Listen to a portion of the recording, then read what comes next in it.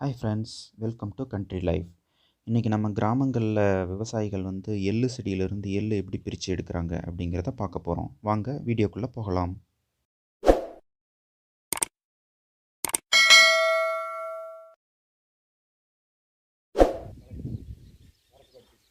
எள்ளு வந்து ரெண்டு வெரைட்டியில் இருக்கும். ஒன்று வந்து கருப்பு, இன்னொன்று வெள்ளை. இப்போ நம்ம பார்க்க வர்றது நம்ம தோட்டத்தில் விளைஞ்சது வந்து கருப்பு ரகம். இப்போ பார்த்தீங்கன்னா இது ஆல்ரெடி தோட்டத்தில் இருந்து அறுத்துட்டு வந்து இப்போ வெயிலில் காய வச்சுருக்கோம். எல்லாத்தையும் வந்து பரப்பி ஒரு படுதாவில் பரப்பி காய வச்சுருக்கோம். காய வச்சதுக்கப்புறம் இது ஒரு 2-3 டேஸ் ஆயிடுச்சு. ஆல்ரெடி ஃபஸ்ட் பேட்ச் ஆஃப் எள்ளு இதிலிருந்து எடுத்தாச்சு. இது வந்து செகண்ட் பேட்ச். இப்போ நீங்கள் பார்த்தீங்கன்னா தெரியும், நல்லா இந்த காய் இப்போ பார்த்தீங்கன்னா இந்த ஜூம் பண்ணி இருக்கிறதுல பார்த்தீங்கன்னா ஆல்ரெடி பச்சை காயாக இருக்கிறது வந்துட்டு இங்கே வெடிச்சிருக்குது. காஞ்சி வெடித்து அதிலிருந்து எள்ளுலாம் ஆல்ரெடி ஃபஸ்ட் பேட்ச் எடுத்ததுனால இதில் இந்த மாதிரி இந்த காயில் வந்து எள்ளு இருக்காது. இப்போ இது பார்த்திங்கன்னா இங்கே மூடி இருக்கிற காய்களில் கண்டிப்பாக உள்ள எள்ளு இருக்கும். அதுக்காக தான் இப்போ நம்ம வந்து இதை காய வச்சுருக்கோம் செகண்ட் பேட்ச் எடுக்கிறதுக்காக.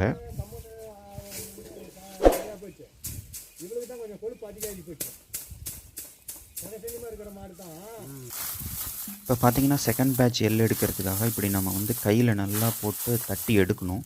இப்போ ஒன்றோட ஒன்று நல்லா வச்சு தட்டி எடுக்கும்போது அதில் சில காய்கள் மூடி இருக்குன்னு சொன்னால அந்த காயில் இருக்கிற எள்ளு எல்லாமே வந்து வெடித்து எள்ளு வந்து வெளியே கிடைக்கும்.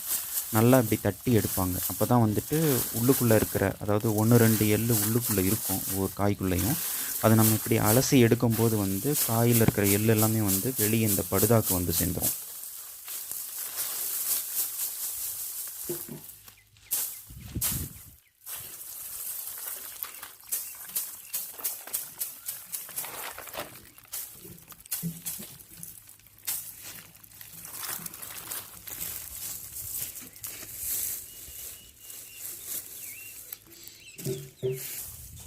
இப்போ பாருங்கள், உங்களுக்கே நல்லா தெரியும். செகண்ட் பேட்ச் நம்ம அலசி எடுத்ததுக்கப்புறம் பார்த்திங்கன்னா இங்கே எள்ளு எல்லாமே செதறி கிடக்குது நம்ம படுதாவில்.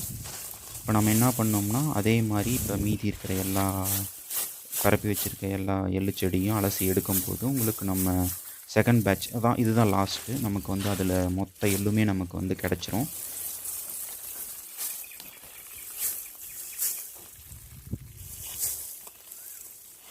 எள்ளில் எப்பயுமே பொதுவாக பூச்சிகள் இருக்கும். அந்த நம்ம செடி அறுவடை பண்ணி கொண்டு வந்து இங்கே தோட்டத்தில் காய வைக்கிறோம்ல, அப்போ அதில் பூச்சி இருக்கும். இந்த பூச்சிங்களை பற்றி நம்ம ஒன்றும் பயப்பட தேவையில்லை. நம்ம எல்லாம் இதை அலசி எடுத்ததுக்கப்புறம் இந்த பூச்சி தன்னால் இந்த இடத்த விட்டு போயிடும்.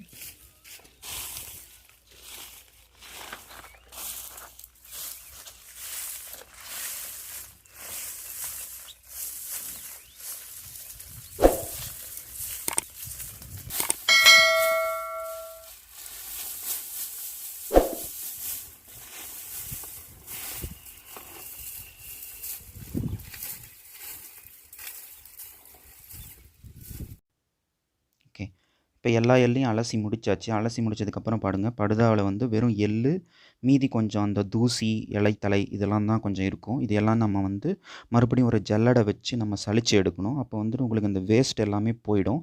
வெறும் எள்ளு மட்டும் கிடைக்கும். இந்த எள்ளு அலசினதுக்கப்புறம் அந்த கோல்லாம் இருக்கும்ல, அந்த கோலெல்லாம் வந்துட்டு வேஸ்ட்டு தான். அதை நம்ம கொண்டு போய் காட்டில் போட்டோம்னா வந்துட்டு நெருப்பு வச்சிடலாம். நெருப்பு வச்சு தான் உங்களுக்கு வந்துட்டு சாம்பல் சத்து காட்டுக்கு கிடைக்கும்.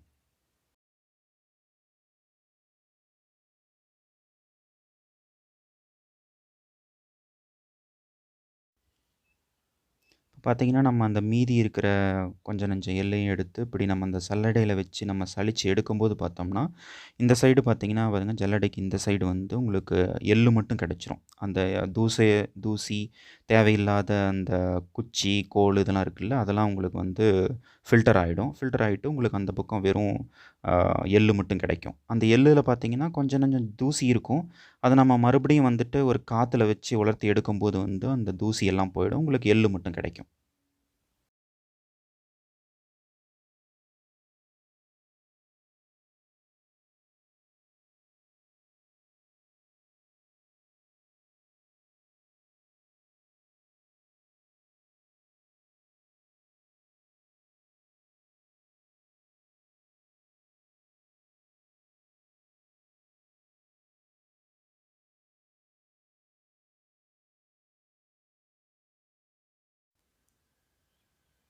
இது வந்து குப்பை தான்.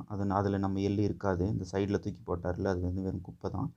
அதை நம்ம எடுத்து அப்படியே தூக்கி போட்டுடலாம். அதில் ஒன்றும் இருக்காது. இப்போ பார்த்தீங்கன்னா இது வந்து எள்ளு இதில் தூசியோடு இருக்குது. ஆனால் வந்து இது ஒரு 80 to 90% வந்து நம்ம ஃபில்டர் பண்ணி எடுத்தாச்சு.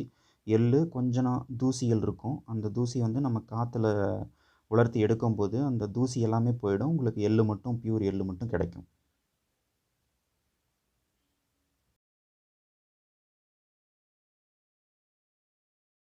தேங்க்ஸ் ஃபார் வாட்சிங் திஸ் வீடியோ. அடுத்த வீடியோவில் நம்ம இந்த எள்ளுல இருந்து எப்படி நல்லெண்ணெய் பிரித்து எடுக்கிறது, செக்கில் எப்படி நம்ம ஆட்டி நல்லெண்ணெய் தனியாக நமக்கு கிடைக்கும் அப்படிங்கிறத பார்க்க போகிறோம்.